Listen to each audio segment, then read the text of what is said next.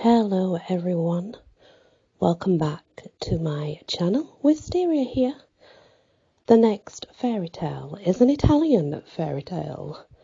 It is called Cesarano and the Dragon.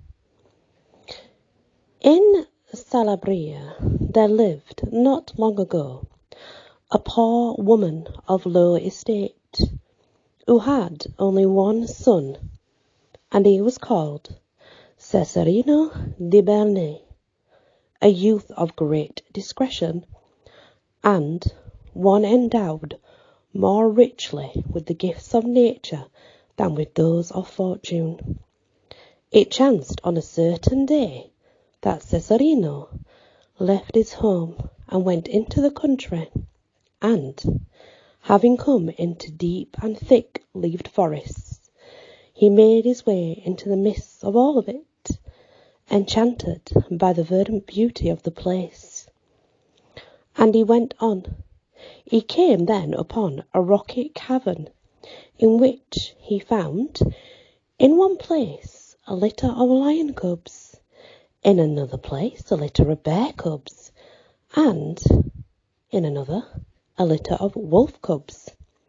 And having taken one of each of these, he carried them home with him, and with the greatest care and diligence brought them up together. The animals, in course of time, came to be so much attached to one another that they could not bear to be apart, and, besides this, they had become so tame and gentle with the people of the house that they hurt nobody. But, seeing that they were by nature wild animals, and only domesticated by chance, and that they had now attained the full strength of maturity, Cesarino would often take them with him to follow his chase, and would always come back laden with the spoil of the woods and rejoicing at his good luck. Then, by his hunting, Cesarino supported both his old mother and himself, and after a time the old woman, marvelling at the great quantity of game which her son always brought home with him, asked him by what means he contrived to entrap such fine spoils, whereupon Cesarino answered that he got his game by the help of the animals, which she must often have known, and she must have seen them all about the house anyway. At the same time, he begged her to be careful and not to never let out this secret, and it shouldn't be known to anyone, lest the animals should be taken away from them. Before many days had passed, it happened that the old mother foregathered with a neighbour of hers, whom she held very dear, not merely because she was a worthy, upright woman, but because she was kindly and obliging as well. And as they were talking of this thing and of that, the neighbour said, "Neighbour, how is it that your son manages to take such great quantities of game?" And in answer thereunto, the old woman, forgetful of her son's warning, told her all she asked, and, having taken leave of her, went back to her home. Scarcely had the old mother parted from her neighbour when the husband of the latter came in, whereupon the wife went to meet him with a joyful face, and told him all about the news she had just heard from her old neighbour. The husband, when he had learned about the matter, stood and went straight away to find Cesarino, and, having fallen in with him, thus addressed him: "How is it, my son, that you go so often a-hunting, and never offer to take a comrade with you? Such behaviour is hardly in agreement with this friendship, which, as always, subsisted between us." Cesarino, when he heard these words, smiled somewhat, but made no answer to them, and, on the morrow, without saying a word of farewell to his own mother, or to his well-beloved sisters, he left his home, taking with him the 3 animals, Off to the world to seek their fortune they went. After he had travelled a very long distance, he came into Sicily, and there he found himself one day in a solitary, uninhabited spot, in the midst of which stood a hermitage, which he approached, and, after having entered it, found it void, and he and his 3 animals bestowed themselves to rest therein. He had not been there very long, when the hermit to whom the place belonged came back, and, as he arrived back, the poor hermit, opening the door, saw the animals lying there, and was overcome with terror and turned to fly.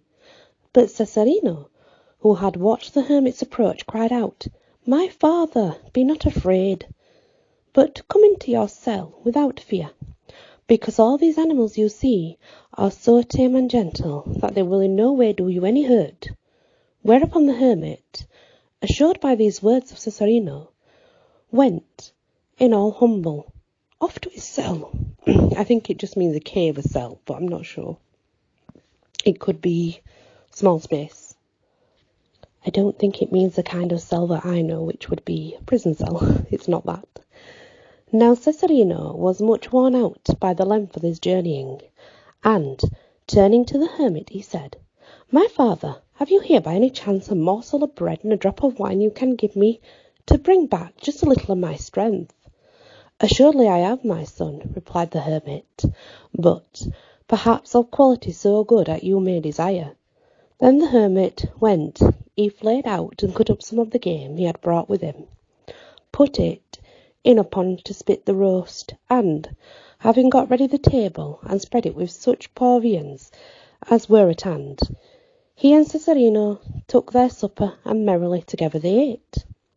When they had finished their meal, the hermit said to Cesarano, "Not far from this place there lives a dragon, whose poisonous breath destroys and annihilates everything around, nor is there found anyone in the country who can withstand him.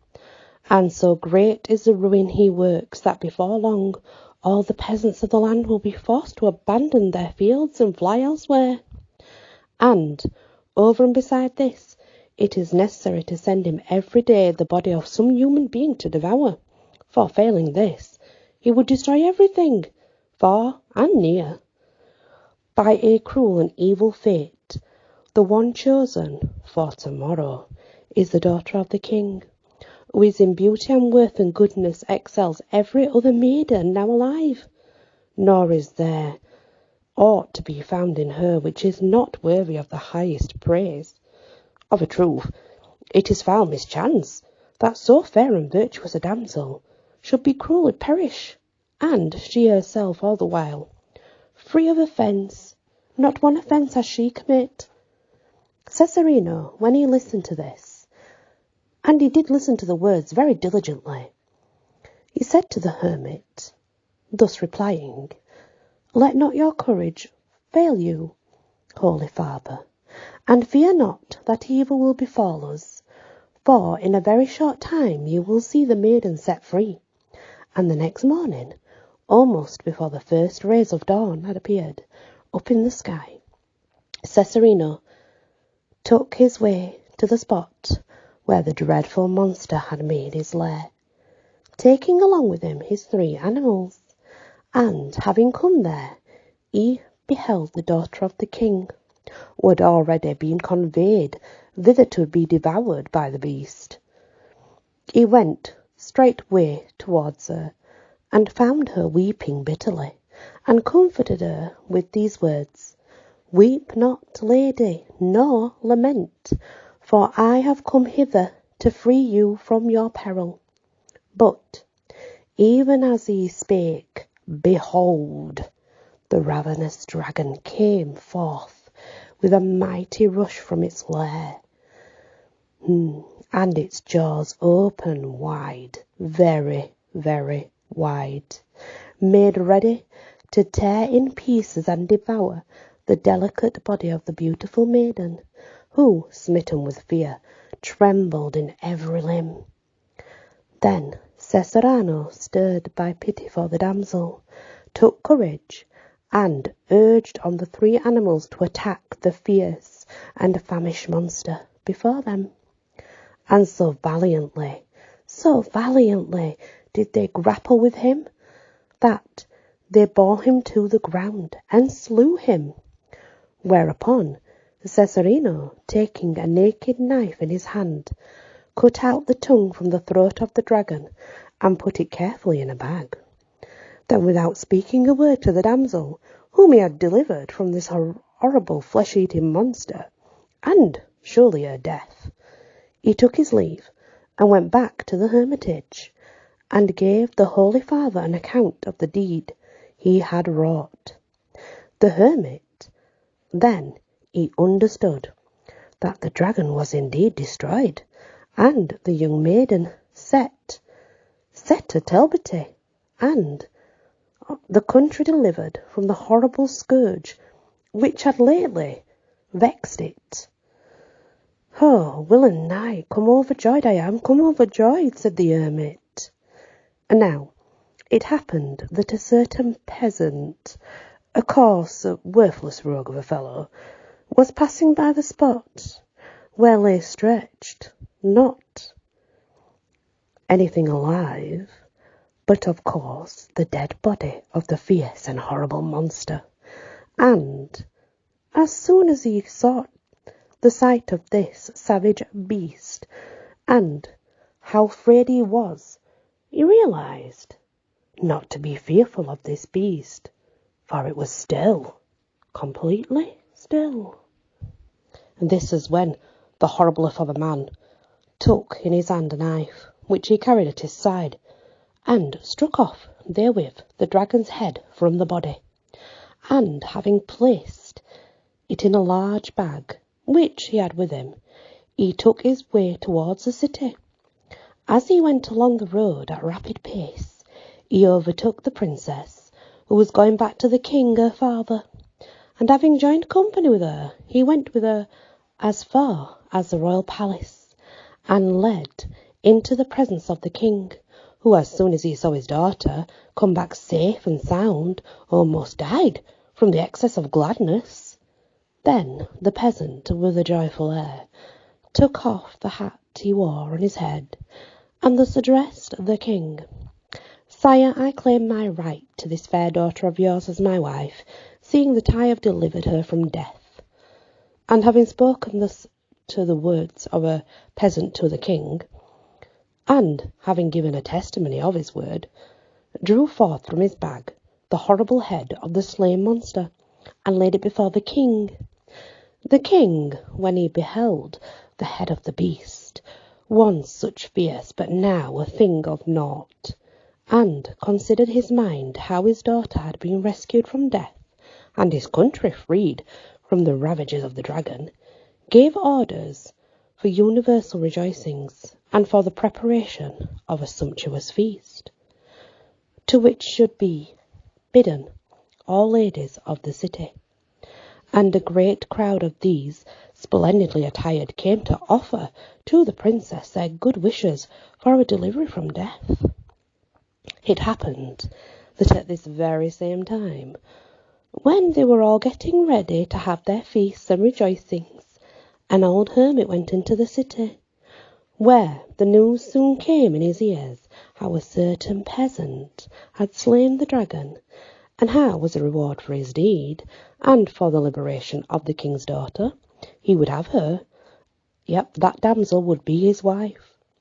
When the hermit heard this, he was heavily grieved, and, putting aside for the time all thought of seeking for alms, he returned forthwith to the hermitage, and made known to Cesarino the thing he had just heard.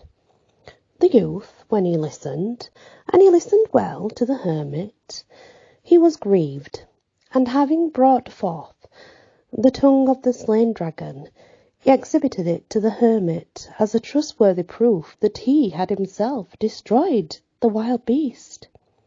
When the hermit had heard this story, he fully persuaded Cesarino that he was indeed the true slayer of this dragon, not the other guy. He was not. And he said to Cesarano, "Thou must bestook thyself to the presence of the king. Thou must withdraw that ragged cowl from his head." And this is what he spoke. "Most sacred Majesty, it would in any case be a shameful thing if a malignant rascally fellow, one for whom a hole to the ground is a home good enough, should become the husband of a maiden who is the very flower of loveliness, the example of good manners, the mirror of courtesy, and richly endowed with every virtue. But it becomes much worse when such a rogue seeks to win the prize by deceiving your Majesty, and by declaring the lies which issues from his throat to be the truth.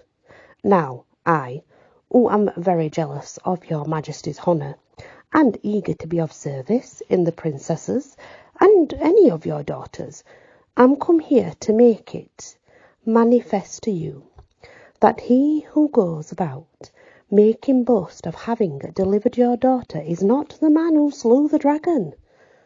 Wherefore, O most sacred Majesty, keep open your eyes and your ears likewise, and listen to one who has your welfare at heart." Thus is what the hermit went forth and told the king, because he was sad, for he knew the truth, and he wanted the king to be known. The king, when he heard this bold utterance from the hermit, was fully assured that the old man's words were those of faithful and devoted love, and gave heed to them forthwith. He issued many orders at once, that all the feasts and rejoicings should be countermanded and directed, the hermit to tell him the name of the man who was the true rescuer of his daughter. The hermit, who wished for nothing better, said, "Sire, there is no need to make any mystery about his name, but if I will fall in with your Majesty's wishes, I will bring him here in your presence, and you will see a youth of fair respect, graceful, seemly, and lovable, gifted as well with murmurs, and noble, and honest, and have never yet me any other equal to him." The king was already greatly taken with this picture of the young man, bade the hermit bring him into the presence straightway. The hermit, having gone out of the king's palace, returned to his cabin and told Cesarano what he had done. The youth, after he had taken the dragon's tongue and put it in the wallet, went accompanied by the hermit and his 3 animals to the king's presence, and kneeling reverently on his knee, spake thus: "Most sacred Majesty, the fatigue and labour was indeed mine, but the honour belongs to others. I and these 3 animals of mine slew the wild beasts in order to set your daughter at liberty."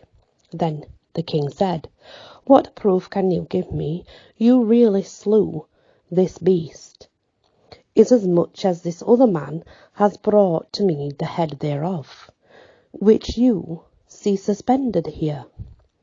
Cesarano answered, "I do not ask you to take the word of your daughter, which would assumedly be all sufficient testimony. I will simply offer to you one token of nature no one can gainsay, and I and no other was the slayer of the beast. Examine well the head you have in your keeping. You will find that the tongue is lacking thereto." Whereupon the king caused a scene when he pulled the dragon's head to examine it, and found it without a tongue. So the king, having seen, indeed, it was without tongue, and causing a scene by ripping open the dragon's head in front of quite a many, Cesarino put his hand in his bag and drew forth the tongue of the dragon, which was of enormous size. So great a one had never before been seen, and showed clearly thereby that he had slain the savage beast. The king, after having heard confirmation from his daughter, and on the account of the production of the tongue by Cesarino, and divers other proofs which were offered, commanded them at once to his body. Then with great feast and rejoicings, the nuptials of Cesarano and the princess were celebrated. When the news was brought to the mother and the sisters of Cesarano that he had slain the wild beast, and he had even rescued the princess, and moreover the damsel had been given to him as a wife, they resolved to travel to Sicily, and having taken passage in a ship, they were quickly borne thither before a favourable wind, and met with a very honourable reception. But these women had not been long in the land borders before they grew so envious of Cesarino's good fortune that they took thought of nothing else than how they might work his downfall, and their hatred, which increased day by day, at last stirred them to cause him to be privily murdered. Then, having considered in their minds divers deadly stratagems, they determined at last to take a bone and to sharpen the point thereof, then to dip this in the venom, and place it in Cesarano's bed with the point upwards, the very same dragon venom in the tongue. Therefore, this would go in and bring him down whilst he was in bed, and he would die. This would be a poisonous wound, may not kill him straight away, but eventually he would die. Having thus determined, they set to work to carry out their wicked design forthwith. One day, when the hour for retiring to rest had come, Cesarino went with his wife late to the bedchamber, and having thrown off all his clothes and his shirt, he lay down on the bed and struck his left aside a very sharp point of a bone, which he had not seen before he had got into bed. He was so tired, and so severe was the wound that his body forthwith swelled on account of the poison, and when this reached his heart, he died. His wife, when she saw that her husband was dead, began to cry aloud and to weep bitterly, and the courtiers, attracted by the noise, run to her chamber, where they found Cesarino dead, gone. Having come and attended, and turning Cesarino's body over and over again, well, his corpse, they found it inflated and black as a raven, and on this account they suspected that he had been killed by poison. When the king heard what had occurred, he caused the strictest inquisition to be made, but, having come upon no clue, he gave over the search, and together with his daughter and the whole court, put on the deepest mourning, and ordered the body of Cesarino to be buried with the most solemn funeral rites ever. While these stately obsequies were being carried out, the mother and sisters of Cesarino began to be sore afraid lest the lion and the bear and the wolf, when they should find out that their master was dead, might scent out the treachery that had been used against him. So, having taken counsel with one another, they hit upon the plan of sealing up the ears of the three animals, and they managed to carry out their design. But they did not seal up the ears of the wolf so close, but that he was able to hear a little within one, and them as to what was going on, so not at all, just a little. So after the dead body had been taken to the sepulchre, the wolf said to the lion and the bear, Comrades, it seems to me that there is bad news about. But these two, whose ears were completely stopped, could not hear what he said, and when he repeated the same words they understood him no better. But the wolf went on, making signs and gestures to them. So at last they knew what he wanted to tell them, namely, that someone was dead. Then the bear set to work with his hard, crooked claws and dug down into the lion's ears deep enough to bring out the seal. And the lion did the same to the bear and the wolf. As soon as they had all got back their hearing, the wolf said to his companions, "It seems to me as if I heard men talking of our master's death, and seeing that their master came not, as was his wont, to visit them and to give them their food, they held it for certain that he must be dead. Whereupon they all left the house together and came straight to the spot where the dead body was being borne to the grave. As soon as the priests and the others who were assisting at the funeral saw the three animals, they all took off in fright, and the men who were bearing the corpse put it down and fled likewise. But some there were of firmer courage, who wished to see the end of the affair. Immediately the animals began to work hard with their teeth and claws, and before long they had completely stripped the clothes of their master's body, and, having examined very closely, found the fatal wound. Then the lion said to the bear, "Brother, now it is time that we want a little of that grease which you carry in your inside, for we shall be able to anoint the master's wound therewith, and he will straightway recover." Then answered the bear, "No need to say another word. I will open my mouth as wide as I possibly can. Then you may put your paw down my throat and bring up as much grease as you want." So the lion put his paw down the bear's throat.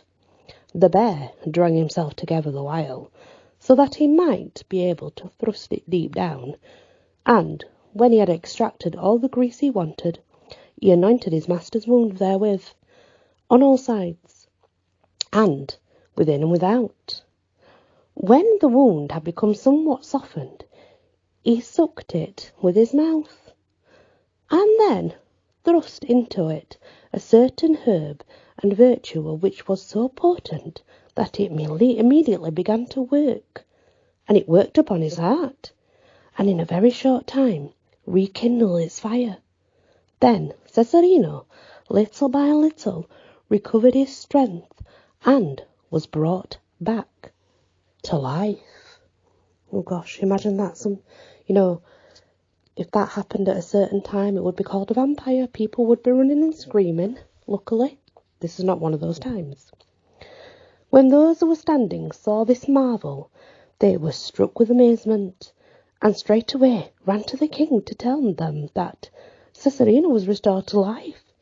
The king, who had heard these tidings, went to meet him, accompanied by his daughter, whose name was Dorothea, and they embraced him and kissed him in joy. They felt ever this unexpected ending of the affair, and with gladsome rejoicings led him back to the king's palace. The news of Cesarano's resurrection soon came to the ears of his mother and sisters, and disturbed them mightily. Nevertheless, finding to be overjoyed, therein they repaired to the palace to visit and felicitate him with the rest. But as soon as they came into Cesarano's presence, his wound immediately threw out a great quantity of blood. On seeing this, they were struck with confusion, and their faces turned pale and sickly. Thereupon the king grew suspicious of their guilt, bade his guards to seize them and put them to the torture, which having been done, they confessed all.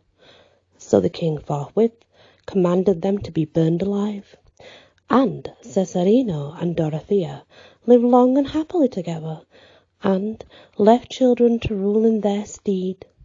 The three animals, until they died in the course of nature, were tended with the utmost care and affection until the very end. And that's the end of the Italian tale, Cesarano and the Dragon. It's very similar to the King Arthur story and the dragon. But, yeah, that's the Italian version, I guess. And if you hadn't worked it out, the jealous ladies that came together to kill Cesarano was his mother and his sisters. How wonderful was that? Delightful indeed. Thank you for listening to a Italian fairy tale, and many blessings. Please hit that like and share if you can, because it really helps. Thank you so much.